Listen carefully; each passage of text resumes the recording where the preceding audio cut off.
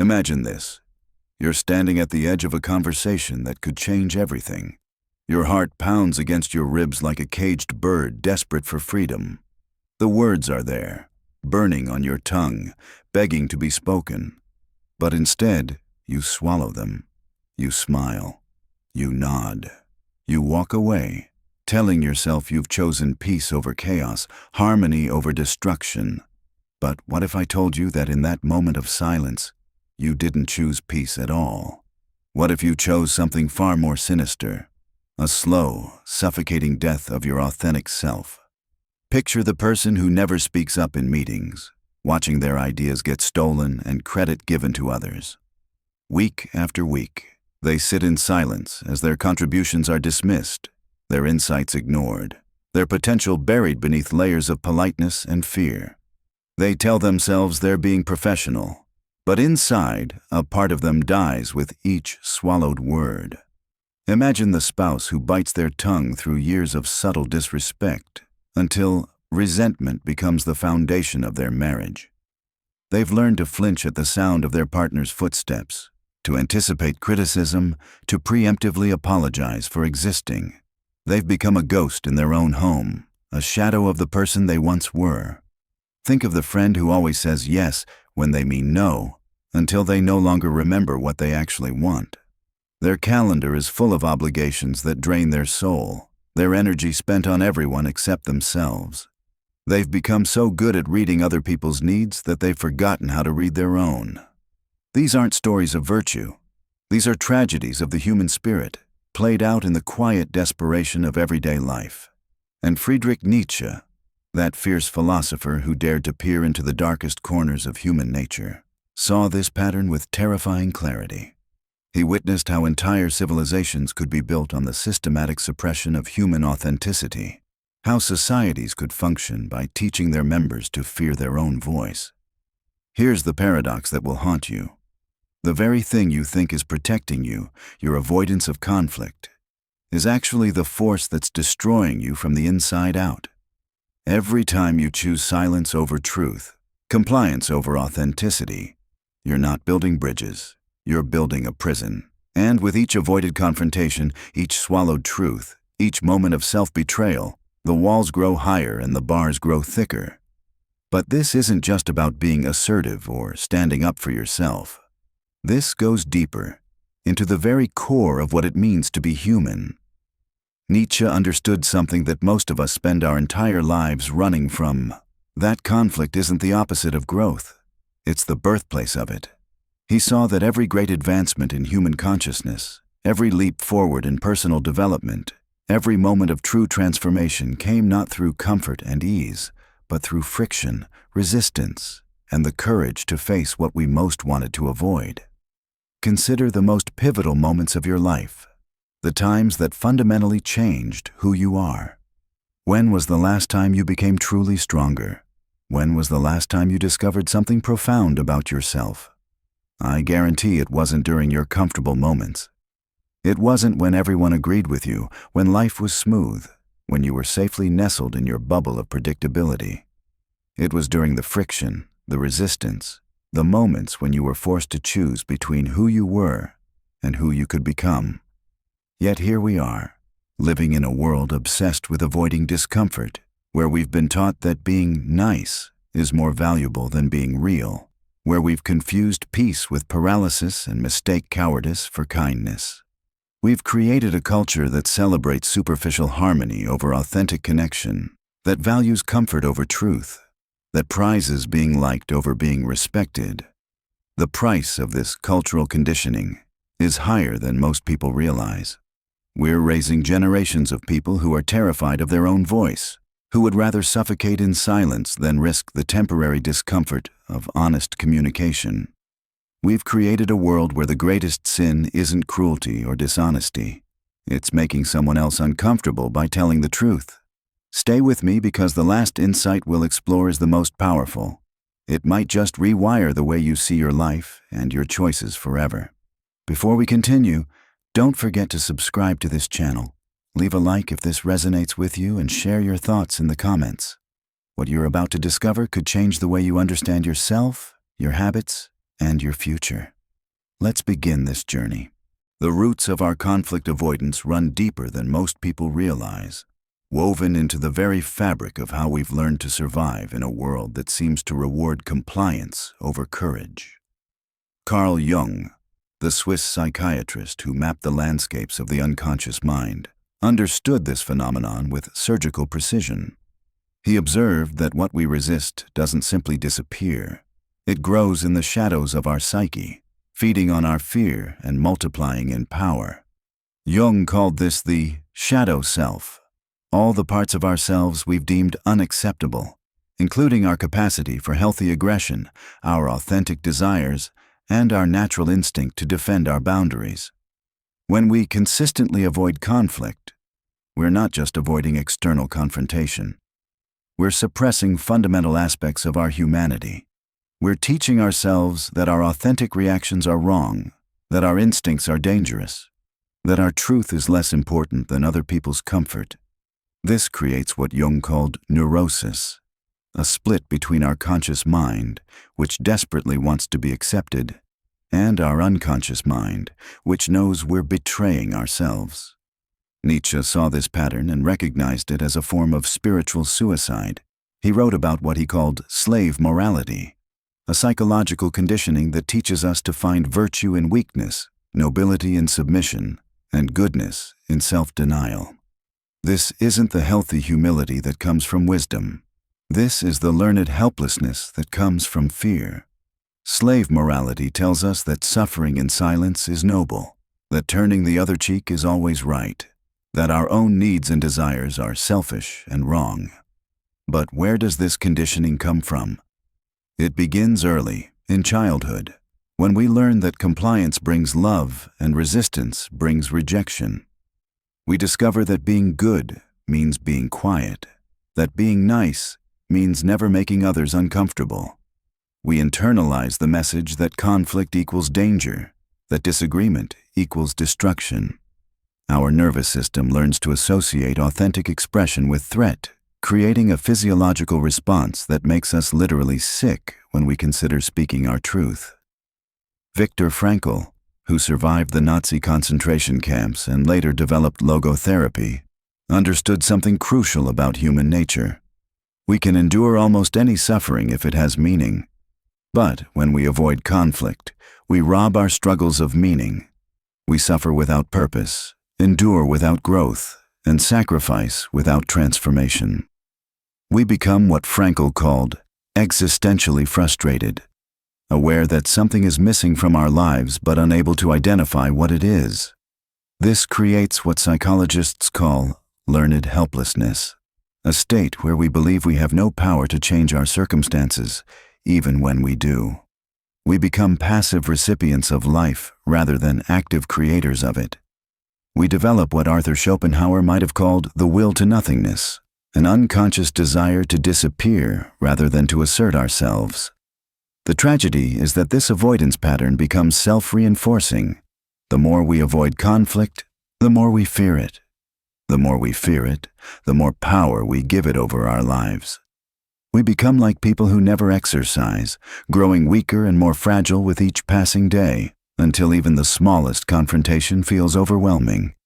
Our emotional muscles atrophy, our confidence erodes, and our sense of personal agency withers away. Jean-Paul Sartre spoke of bad faith, the way we deceive ourselves into believing we have no choices when we actually do.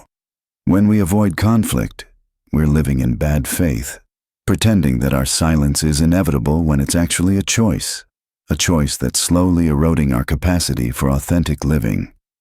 We tell ourselves stories. I'm just keeping the peace. I don't want to hurt anyone.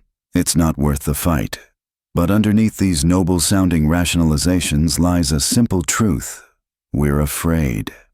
Aldous Huxley, in his exploration of human consciousness, understood that most people live in what he called a prison of their own making. The bars of this prison aren't made of steel. They're made of our own fears, our own conditioning, our own refusal to face the discomfort that growth requires. And the most insidious aspect of this prison is that we hold the keys, but we're too afraid to use them. The consequences of chronic conflict avoidance extend far beyond the immediate discomfort we're trying to escape. They seep into every aspect of our existence, reshaping our relationships, our self-concept, and our entire experience of being alive in ways that we rarely recognize until the damage is already profound. Neurologically, our brains are designed to grow stronger through challenge and stress. When we consistently avoid confrontation, we're not just missing opportunities for external growth. We're actually weakening the neural pathways responsible for courage, assertiveness, and resilience. The old adage, use it or lose it, applies to our psychological muscles just as much as our physical ones. Each time we choose avoidance over authentic expression, we're literally rewiring our brains to become more anxious, more fearful, and less capable of handling future conflicts. The people closest to us begin to sense something is missing, even if they can't articulate what it is. They feel the absence of our authentic presence, the hollow echo where our real voice should be. Relationships built on conflict avoidance are like beautiful houses built on foundations of sand. They may look stable from the outside, but they're always on the verge of collapse. The cognitive bias known as the sunk cost fallacy keeps us trapped in these patterns. We've invested so much energy in being the nice one, the peacemaker, or the one who never causes trouble, that admitting we've been living inauthentically feels like losing our entire identity. We become attached to our own suffering, to our own limitations, because changing would mean acknowledging that we've been wrong about something fundamental. The most insidious consequence is that we begin to lose touch with our own desires, our own values, our own sense of what matters. When we consistently prioritize others' comfort over our own truth, we gradually lose the ability to distinguish between what we actually want and what we think we should want. We become alienated from our own inner compass, cut off from the very guidance system that could lead us toward authentic fulfillment. Breaking free from the prison of conflict avoidance requires nothing short of a philosophical revolution, a complete reframing of what conflict means and what courage looks like. The first step is recognizing that conflict isn't the enemy of love. It's love's training ground.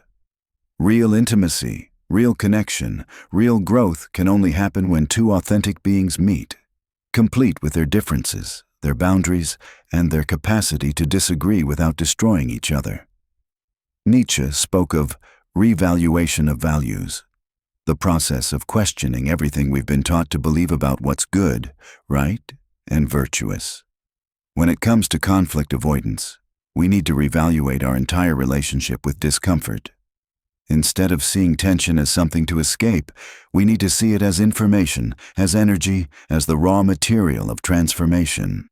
This requires developing what psychologists call distress tolerance, the ability to remain present and functional in the midst of uncomfortable emotions.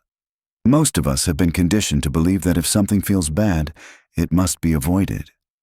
But what if discomfort is actually a compass, pointing us toward the very experiences we most need for our growth? The key is learning to distinguish between destructive conflict, born of ego, revenge, or the need to dominate, and constructive conflict, born of truth, boundaries, and the courage to be authentic. Destructive conflict seeks to win. Constructive conflict seeks to reveal. This rebellion requires practical changes in how we approach difficult conversations. Instead of avoiding them, we can prepare for them. Instead of hoping they'll go away, we can step into them with intention. Instead of trying to control the outcome, we can focus on showing up authentically and letting the truth speak for itself. It means developing what Brené Brown calls clear is kind, the understanding that being direct and honest, even when it's uncomfortable, is actually the most loving thing we can do for ourselves and others. Vagueness isn't kindness. It's cowardice dressed up as compassion. Here we arrive at the most profound and unsettling truth that Nietzsche understood about the human condition. A realization so radical, it has the power to transform not just how you handle conflict, but how you understand the very purpose of your existence. The ultimate truth is this: you are not here to be comfortable.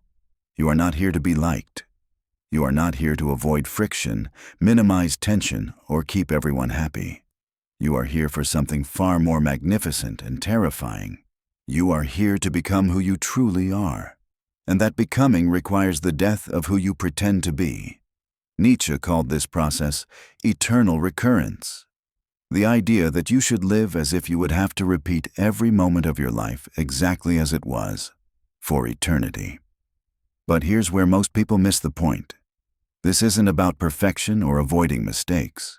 It's about authenticity so complete, so uncompromising, that you could face the infinite repetition of your choices without regret, because each choice was genuinely yours. When you avoid conflict, you're not living your life. You're living a carefully curated performance designed to minimize rejection and maximize approval. But approval gained through self-betrayal isn't love. It's a transaction. And in that transaction, you are both the seller and the product being sold. The deepest philosophical insight here is that conflict isn't something that happens to you.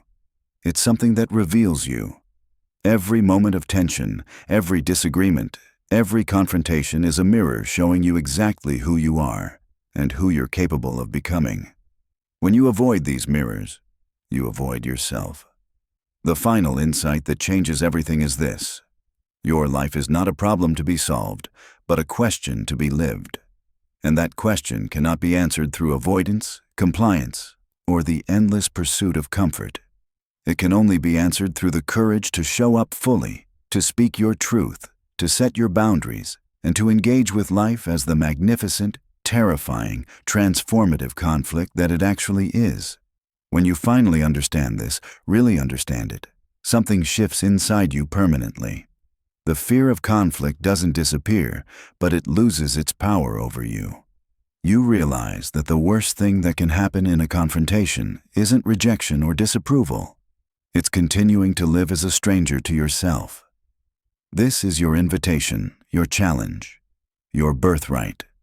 To step into the arena of authentic living, where conflict isn't the enemy but the catalyst, where tension isn't the problem but the solution, and where the person you're meant to become is waiting for you on the other side of every conversation you're afraid to have.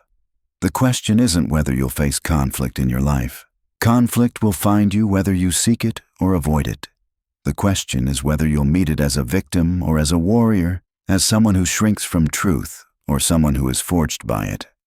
Your biggest mistake isn't just avoiding conflict.